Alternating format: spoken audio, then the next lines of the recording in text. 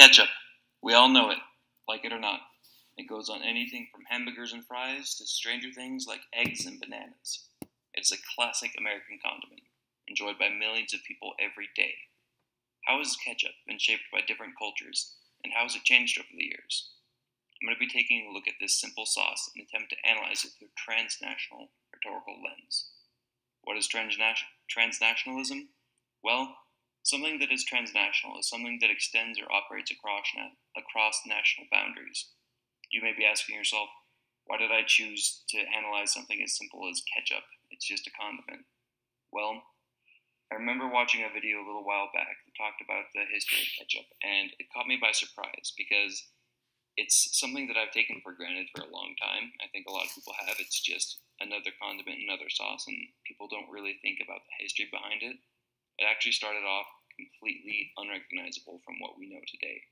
And I think that throughout its history, it's traveled across several different countries, and it's been shaped and affected by every culture that it's been exposed to. And I think that it's interesting to take a look at something so small and so insignificant and really just look at how transnationalism, globalization, cultures, all of these things have had an impact on it.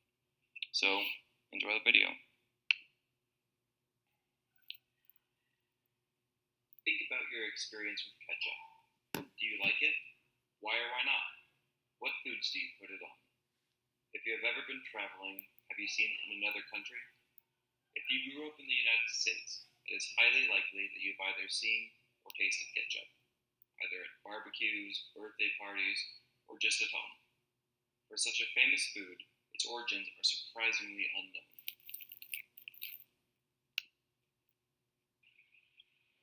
Do you ever stop to think and ask yourself, where did ketchup, a classic American condiment, come from?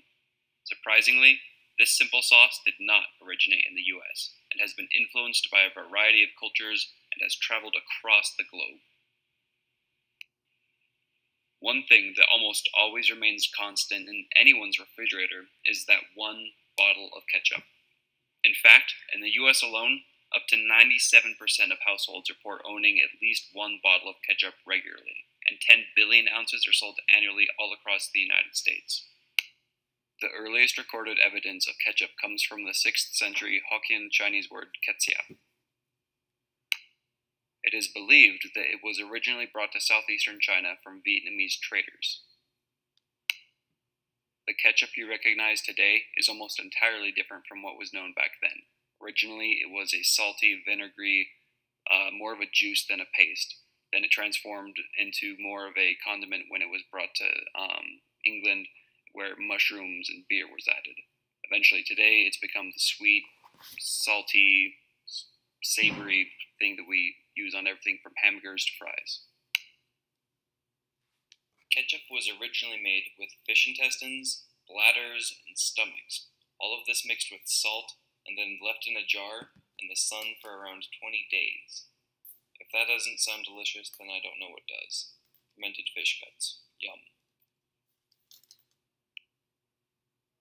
Ketchup would make the journey westward when it was brought back to Europe by Dutch and English sailors in the 1600s. It was especially favored for marines because of the vinegar base. It could actually last a lot longer on ships than other foods, and it really would make life a lot more bearable on a ship if you could make your food taste somewhat good.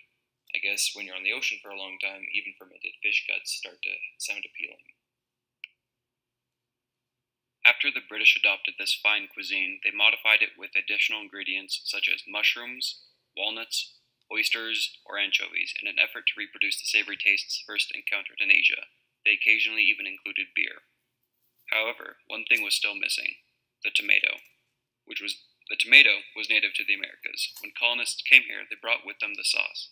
Tomatoes were added, and over time, it became what we know today.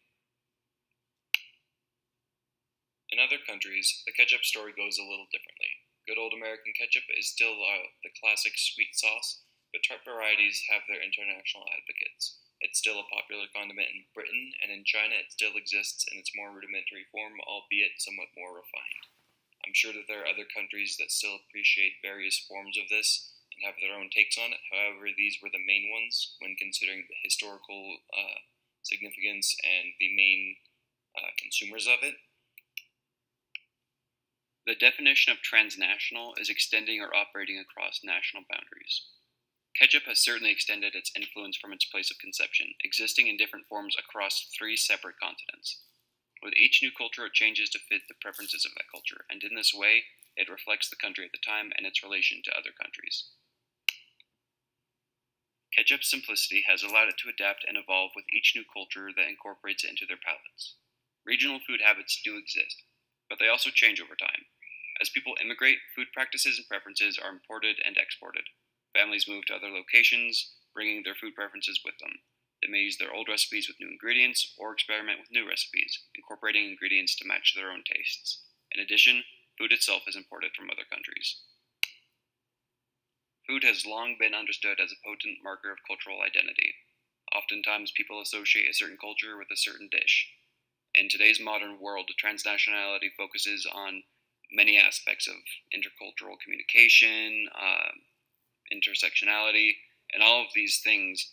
There are unique characteristics that define what is unique to each certain culture, and food has especially played an important role in this. And ketchup in itself is a relatively small thing. It's a condiment. It's not even an ingredient used in food oftentimes, simply something put on top of others. Yet it remains popular throughout the United States and other countries to this day, even though it exists in other forms. Originally, when it started off in Vietnam and was taken to southeastern China, it changed with each new culture it encountered.